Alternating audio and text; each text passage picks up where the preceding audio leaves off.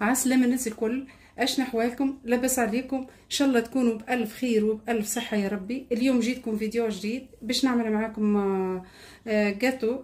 الجاتو متاعنا هذايا راهو فصيل في التحضير وبنين برشا واقتصادي ان شاء الله. هذه الحاجات اللي باش نحضروا بها الكيكه متاعنا. عندي 4 بيضات بحجم صغير ماهوش كبير البيض متاعي هذايا، وعندي الياغورت هذايا ناتير هذايا باش نعمل منها زوز على خاطر الباكو فيه 100 غرام هذايا باش نعمل زوز. فرغت واحد راني في الكيس عملته سكر، يعني باش نضيفوا 100 غرام نتاع سكر في الباكو هذايا. بسم الله الرحمن الرحيم. هذه باش نكيلوا بها زاد الفرينه، ضفت بها يعني السكر باش نزيد نضيف بها الفرينه من بعديك. عندي زوز فاني، زوز فاني 10 غرام هذونا، كل ساشي فيها يعني 5 غرام. بسم الله.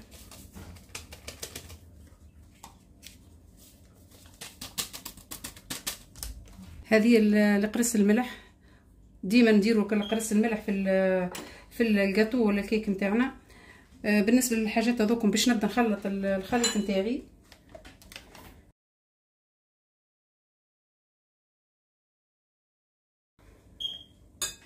خلطت شويه يعني مش برشا السكر والبيض باش نضيف هذايا الياغورت الناتير هذايا كما قلت لكم بنفس الكيال نتاع الباكو الياغورت هذايا باش نضيفوا به هو الفرينه. ونضيف عندي اللوز باش نركها باللوز نتاعي. بسم الله الرحمن الرحيم. هذه بقيه الياغورت اللي حليناها الاولى، هذيك نظفتها بالعاني باش نحط لكم بها الكيال نتاع السكر. هذا الكيس نتاع الزيت كيلنا به الباكو ذاك يعني الزيت، كيلو نتاع زيت، وباش نخلطوا مع بعض يعني كلكيه. هذه الحاجات الموجوده عندنا.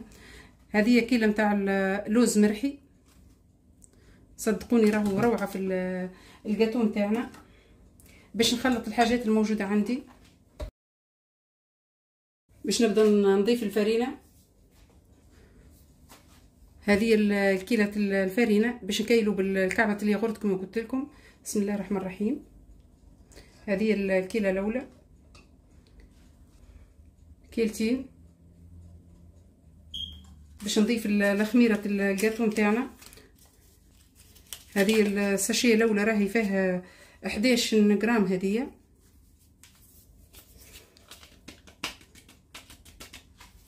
باش نكمل من الساشيه الاخرى 4 غرامات باش يجونا 15 غرام يعني للخميره نتاعنا. هذيك تكفي الخميره نتاعي تجي 15 غرام. نغربلوها.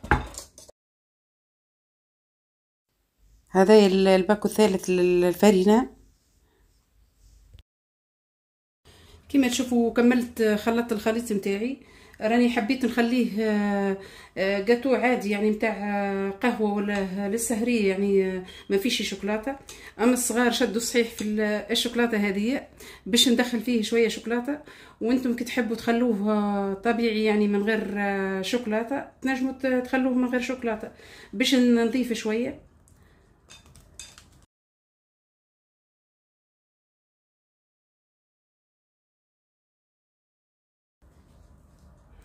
نتاعي هذه شويه زبده وشويه لوز ايفيلي كما تشوفوا بالشكل هذايا باش يعطينا المنظر نتاعه مزيان، على خاطر هو المنظر نتاعه باش يجي القاعه نتاعه ملوطه هي الوجه نتاعه.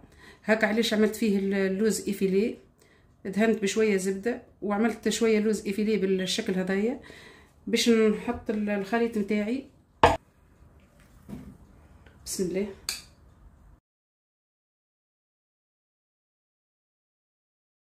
نزيدهم شويه شوكولاته من فوق، وانتم تنجموا كما قلت لكم هذه الشوكولاته تستغنوا عليها يعني ما ديروهاش. ديجا راني حطيت الفرن نتاعي يسخن قبل ما نخلط الجاتو نتاعي على 180 من لوطو من فوق يبدا يسخن على مده 45 دقيقه، ونرجع ان شاء الله من بعديك نوريهولكم الشكل النهائي. رجعت لكم من جديد كما تشوفوا هذاك الشكل الجاتو نتاعنا، وخزروا له كيفاش راهو المنظر نتاعها مزيان يجي، والبنه ما نقول لكمش كيفاش روعه. باش نحي الجاتو نتاعي من المول نتاعه.